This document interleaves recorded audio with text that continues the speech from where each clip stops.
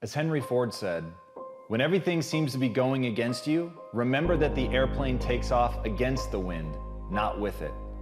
And the reason this is so important to understand is that inevitably there are going to be times in your life where it literally seems like the world is coming after you.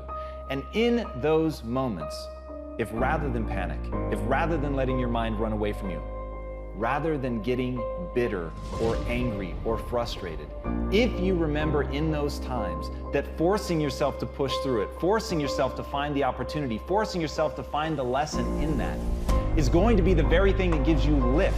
It's actually constraints, it's having restrictions, it's having difficult times. Those are the things that allow people to really find and tap into the thing that's going to allow them to achieve what they want to achieve, because it's going to push you. And I know that's never fun. That's not what anybody wants to hear, but the reality is, if you want to achieve something great in your life, you've got to be going into the hard places. You've got to be facing down the difficult things. You've got to be going down that road that is intrinsically difficult. It's untamed, it's wild, and in that sense that it's coming after you, in that sense that you've entered truly hostile territory, in that is the very thing that's going to lift you up and allow you to do what other people haven't done. There most certainly are times when we feel like that, when you say, I don't have any idea whatsoever of what I'm going to do to pull this out. I've been in situations like that, where I had deadlines I had to meet. I didn't meet those deadlines, and I lost a car, lost a home, lights were cut off, telephone was cut off. All of those things are going to happen to you at different points in life. Now, the question is, what does it really mean? It really doesn't mean anything. It's not important at all. It's just a temporary inconvenience, because all of those things can be corrected. And it's a part of the process that we all go through. Now, the challenge is, in the midst of all of these things, is one, to stay focused on your goal, and two, to keep your expectations of making it happen and keeping your energy positive and relentlessly looking for ways in order to pull it out.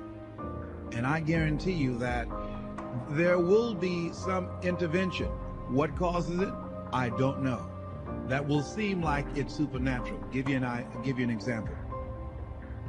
I remember once when I lost my job, when I was fired out of broadcasting, September 18th, I'll never forget, 1978. I was behind in my house notes, and my house was up for foreclosure. I did everything I could. I had borrowed as much money as I could borrow. I had talked to family members and friends. I did everything I could, and I couldn't get enough money. Being unemployed for several months, applying for job after job after job, and couldn't get a job. I couldn't get enough money to save the house. But I never felt, and this is very important, the feeling that I had, never felt that I was going to lose that house. I wanted that house. Each thing that is wrong with you has to be a focal point. You can't look at this gigantic list and say, I gotta change all this shit. My God, this is crazy. No.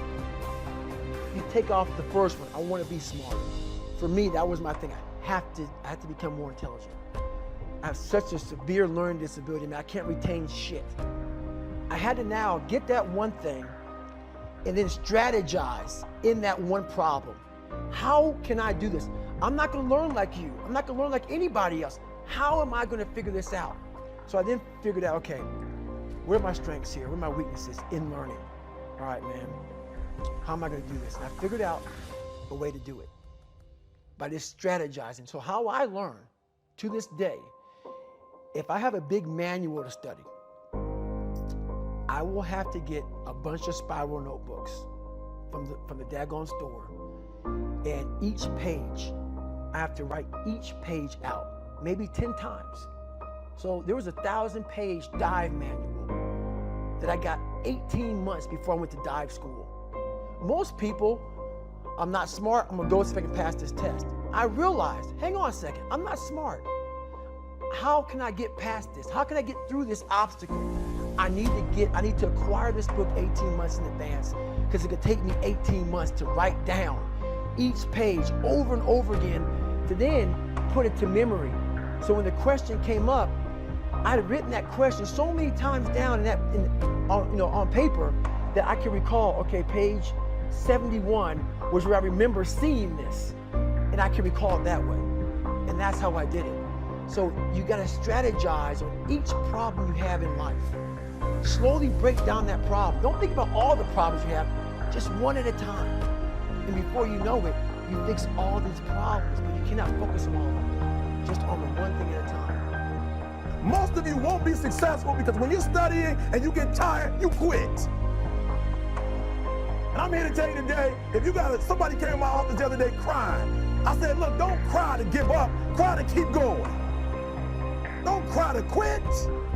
You already in pain, you already hurt, get a reward from it. Don't go to sleep until you succeed. The only thing you care about when you're trying to breathe is to get some fresh air. That's it. And when you get to the point where all you want to do is be successful as bad as you want to breathe, then you'll be successful. And I'm here to tell you, number one, that most of you say you want to be successful, but you don't want it bad. You just kind of want it. You don't want it badder than you want to party. You don't want it as much as you want to be cool. Most of you don't want success as much as you want to sleep. Some of you love sleep more than you love success. And I'm here to tell you today, if you're going to be successful, you've got to be willing to give up sleep. You got to be willing to work off for 3 hours of sleep, 2 hours. If you really want to be successful, some days you're going to have to stay up 3 days in a row. Because if you go to sleep, you might miss the opportunity to be successful. That's how bad you got to want it. You got to go days without, listen to me, you got to want to be successful so bad that you forget to eat. Beyonce said once she was on the set doing her thing, 3 days had gone by, she forgot she didn't eat. Because she was engaged. I never forget when 50 Cent was doing his movie, I did a little research on 50, and 50 said that when he wasn't doing the movie, he was doing the soundtrack. And they said, when do you sleep, 50? Sleep. He said, sleep. Sleep is for those people who are broke. I don't sleep. He said, I got an opportunity to make a dream become a reality.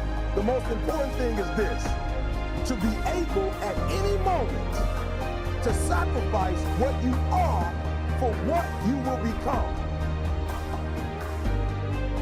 That's the number 2 thing. You got to catch that one. To be able to, listen to me, at any moment.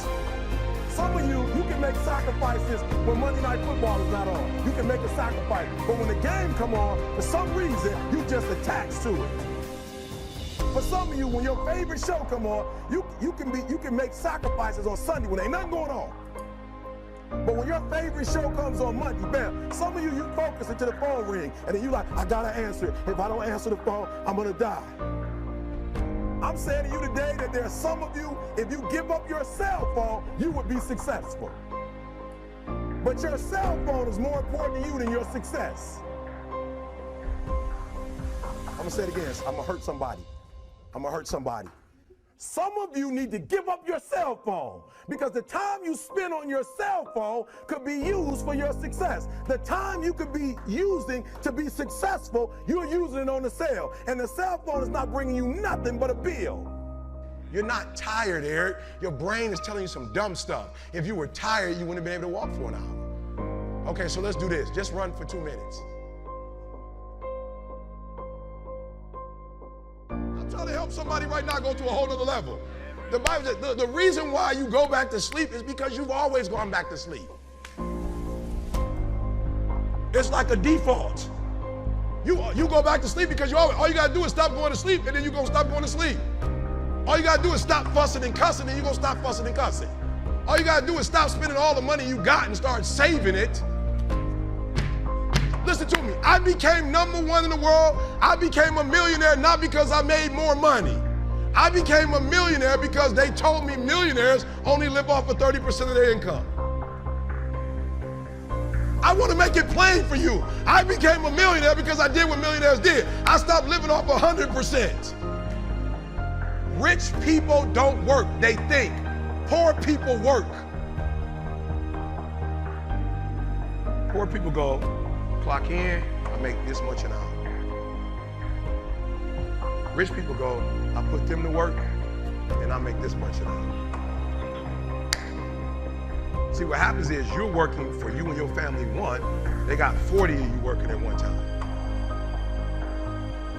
So they giving you 20%, and then they keeping the 80% off of 15,000 people.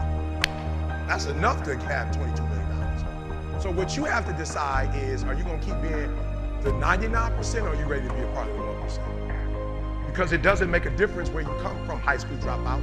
It doesn't make a difference where you come from, GED. It doesn't make a difference where you come from, sleeping in abandoned buildings. It doesn't make a difference where you come from, a 17-year-old mom that got pregnant. It doesn't make a difference where you come from, south side of Chicago.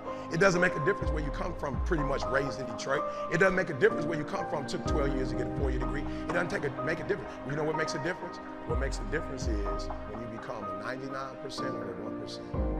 When I start thinking like, acting like, and behaving like a 1%er, everything changed. Is that clear?